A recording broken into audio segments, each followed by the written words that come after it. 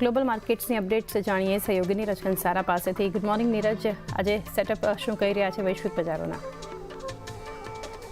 જી good morning. અને આજના દિવસે થોડાક નબળા સંકેતો જ આપણને સવારથી મળી રહ્યા છે, કારણ કે ગઈકાલે જે યુએસ બજારોની અંદર આપણે ખાસ કરીને કારોબાર જોયો ત્યાં આગળ એક દબાણ સાથેનો કારોબાર હતો. જુઓ, ડાઉ જોન્સ લગભગ 0.5% જેટલો ઘટીને બંધ થયો છે. કાલે ટેકનોલોજી શેર્સમાં એક મોટો ઘટાડો આવ્યો, એટલે જુઓ નાસ્ડેક લગભગ 2% જેટલો ઘટીને આપણને બંધ થતો જોવા મળ્યો છે. અને S&P 500માં પણ ઓલમોસ્ટ 1%નો ઘટાડો આપણે ગઈકાલે વિટનેસ કર્યો છે. જુઓ હવે ગઈકાલે શું થયું તો દિવસના નીચલા સ્તરો પર આપણને યુએસ બજાર આવતા દેખાયા, એટલે કે ખાસ કરીને આખા દિવસ દરમિયાન જે ફોલની એટલે ઘટાડાની જે પ્રક્રિયા હતી તે આખા દિવસ દરમિયાન ગઈકાલે રહી. ટેકનોલોજી શેર્સમાં સૌથી વધારે નફા વસૂલી આપણને અહીંયાથી જોવા મળી છે. મોંઘવારી વધવાની આશંકાને કારણે અહીંયાથી ફરી એક વખત અમેરિકન બજારમાં ચિંતા વધી રહી છે, એટલા માટે એમાં દબાણ વધી રહ્યું છે. અને બજારમાં જે દર કાપની આશા છે એ પણ અહીંયાથી આપણને ખાસ કરીને વધતી જોવા મળી રહી છે. બીજી તરફ ટેકનોલોજી શેર્સ તમારે અહીંયાથી ખાસ ફોકસમાં રાખવાના છે, કારણ કે ત્યાં એક બહુ મોટું દબાણ જોવા મળ્યું. ગઈકાલે એનવીડિયાના શેરમાં લગભગ 6%થી વધારેનો ઘટાડે આપણને આવતો દેખાયો. અને સોમવારે જ એનવીડિયાનો જે શેર હતો એ રેકોર્ડ ઊંચાઈ પર આપણને પહોંચતો જોવા મળ્યો હતો. ત્યાંથી એક મોટો ઘટાડો આવ્યો છે. હવે ખાસ કરીને તેમણે ગઈકાલે તો લેપટોપ અને ડેસ્કટોપ આ બંને માટે એક નવી ચિપસેટની પણ જાહેરાત કરી હતી, પરંતુ તે છતાં અહીંયા એક ઘટાડો આવતો જોવા મળ્યો. બીજી તરફ ટેસ્લાના શેરની અંદર પણ ઘટાડો આવતો જોવા મળ્યો. ખાસ કરીને બેંક ઓફ અમેરિકાએ ટેસ્લાને ડાઉનગ્રેડ કર્યો છે, અને આ ડાઉનગ્રેડ આવ્યા બાદ ટેસ્લાનો શેર પણ ગઈકાલે આપણને ઘટાડા સાથે બંધ થતો દેખાયો છે, એટલે એના પર એક ખાસ ધ્યાન રાખવાનું છે. પરંતુ અહીંયાથી હવે જે નજર બનાવીને રાખવાની છે યુએસની બોન્ડ yield પર બનાવવાની છે. 10 વર્ષની બોન્ડમાં લગભગ $39 બિલિયન આપણને ખરીદદારી થતી જોવા મળી છે. અને આજે ખરીદદારી છે એટલા માટે પણ સિગ્નિફિકન્ટ છે કે 2007 બાદ સૌથી વધારે ખરીદદારી આપણને આ બોન્ડની અંદર થતી જોવા મળી રહી છે. 10 વર્ષની બોન્ડ yield છે અત્યારે 4.69% આજુબાજુ છે. અને ખાસ કરીને સપ્ટેમ્બરમાં હવે અહીંયાથી જે દરો ઘટવાની આશા છે એ માત્ર 1% જેટલી વધીને 1% જેટલી વધી છે. અને 2015 બાદ આપણને નવી ઊંચાઈ પર ખાસ કરીને આ yield પહોંચતી જોવા મળી છે.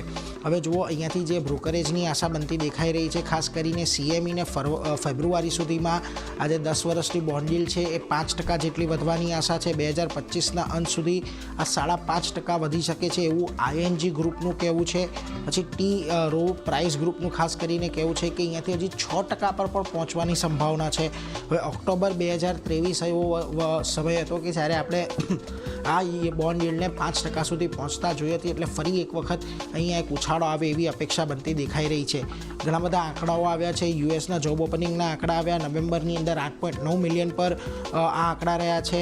ખાસ કરીને અહીંયા 6 મહિનાના ઉપલા સ્તર પર આંકડા નવેમ્બરની અંદર જોવા મળ્યા. બજારને લગભગ 7.7 મિલિયન નવા જોબ્સ ઓપનિંગની આશા હતી, પરંતુ એની સામે 8 લાખનો પણ આપણને આંકડો અહીંયાથી પાર થતો જોવા મળ્યો છે.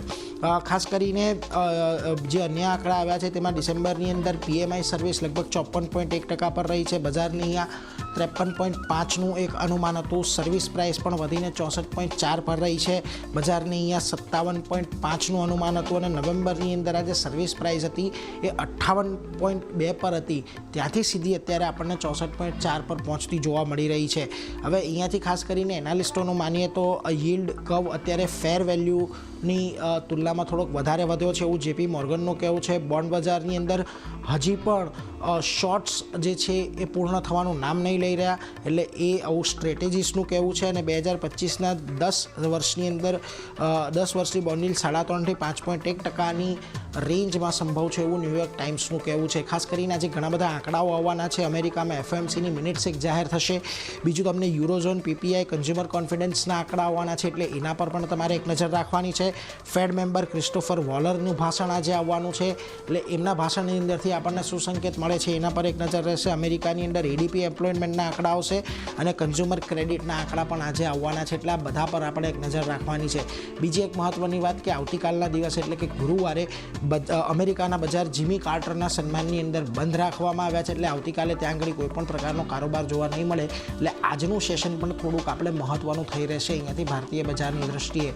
પરંતુ આ બધાની વચ્ચે આજે તમારે એશિયાના બજારો પર ખાસ નજર કરવાની છે, કારણ કે અહીંયા પણ તમને થોડા ઘણા દબાણ સાથેના જ સંકેતો સવારથી મળી રહ્યા છે. જુઓ, નિક્કેઈ આજે લગભગ 0.5% ડાઉન છે. તાઇવાનની અંદર પણ એક ઘટાડો છે. કોસ્પી એક સારી 1-8% તેજી અત્યારે દર્શાવી રહ્યું છે. પરંતુ આ સિવાય ચાઇનાના કે હોંગકોંગના બજારો પર પણ તમે નજર કરશો તો ત્યાં પણ થોડીક નબળી શરૂઆતના જ અહીંયાથી આપણને સંકેતો મળી રહ્યા છે. જુઓ, અહીંયા બંને જગ્યાએ ઘટાડા તરફી કારોબાર છે. સિંગાપોરની અંદર એક 5%થી થોડો વધારેનો ઉછાળો અત્યારે આપણે જોઈ રહ્યા છીએ.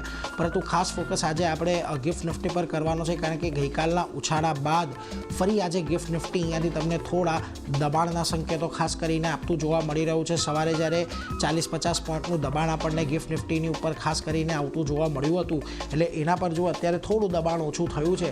પરંતુ આજના દિવસમાં પણ એટલે થોડા ઘણા જે રેન્જ આપણે પકડી રાખી છે, રેન્જ આધારિત જ કારોબાર થાય એવી એક અપેક્ષા અત્યારે બનતી દેખાઈ રહી છે. ચાંદની જી નીરજ, આભાર આપનો આ સમગ્ર માહિતી માટે. તો અત્યારે એક